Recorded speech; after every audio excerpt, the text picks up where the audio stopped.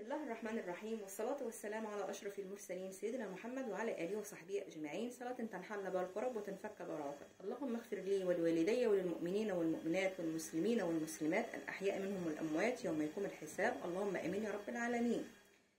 فاكهة لا يراها إلا ذو حظ عظيم. اللي يشوف الفاكهة دي في المنام هيعرف إن في حظ كويس جدا جدا مقدم عليه. والحظ الكويس ده من مال، من صحة، من ذرية، من زوجة، من عمل، يعني اي حاجة انت منتظرها هتبص تلاقيها جاتلك وبطريقة غير ما انت متوقعها. طب ايه الفاكهة بقى اللي لو اي حد رآها هيحصل على حظ؟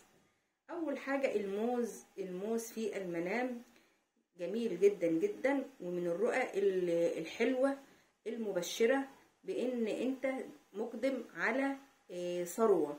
الثروة دي هتجيلك عن طريق ورث، عن طريق هبة من حد، عن طريق ان انت مثلا عمل كنت اشتغلته ولسه ما خدتش اجرك عليه. تاني حاجة الرمان. الرمان يسعد يا هناه من رأى الرمان في المنام. الرمان من الرؤى الجميلة جدا جدا اللي برضو بتدل على الرزق والسعادة، وبرضو هيأتيك فجأة بدون ترتيب ولا انتظار. يعني ايه؟ مش هنقول ده جمعية اللي هنقبضها في شهر كذا، لا.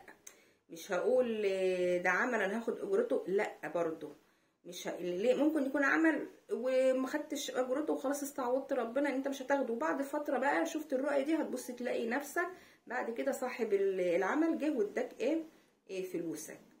حلو كده. يبقى دي ايه؟ الموز والرمان. البلح تالت حاجة البلح. البلح من الرؤى الجميلة برضو المبشرة، واللي الواحد لو شافها كده بيقوم كده ايه مبتسم وسعيد. ليه؟ عارف ان البلح من الحاجات الجميلة اللي الرؤى بتاعتها بتبقى حلوة قوي قوي، وبيجي من وراها خير ورزق وفير. بعد كده ايه الرؤية اللي بعد كده؟ ورق العنب. ورق العنب جميل قوي قوي قوي قوي، وبيبشر بالزواج، ولو انت متزوج بالاولاد.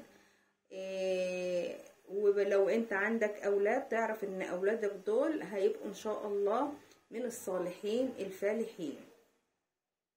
بعد كده ايه الفاكهة اللي بعد كده؟ الخامسة تقريبا البرتقال. البرتقال ده بيدل على هبة من الله، ومن الاخبار الساره اللي انت هتسمعها، ومن النعم الكثيره وخيرات كثيره، وسيصب عليك الخير صبا. يبقى كده ايه؟ عرفت ان انت لو شفت الرؤى ديت في المنام هتبقى من الرؤى الجميله، وهتنتظر بعد الرؤى ديت خير جايلك. يعني انت لو شفت اي رؤيه من الفواكه اللي انا قلت عليها ديت، سواء الموز، الرمان، العنب، البلح، ما قلتش العنب، لا لسه هقول البلح، ورق العنب، البرتقال، دي تعرف ان في خير قادم باذن الرحمن. بالنسبه للعنب برضو، العنب عطيه لك من الله سبحانه وتعالى، وعطيه جميله جدا جدا، ودايما العنب بيبشر بالزواج. ويا رب تكونوا كده ايه، ربنا يرزقكم من الاحلام اللي انا بالفاكهه اللي انا قلت لكم عليها دي في الاحلام، ويرزقكم خير الدنيا ونعيم الاخره.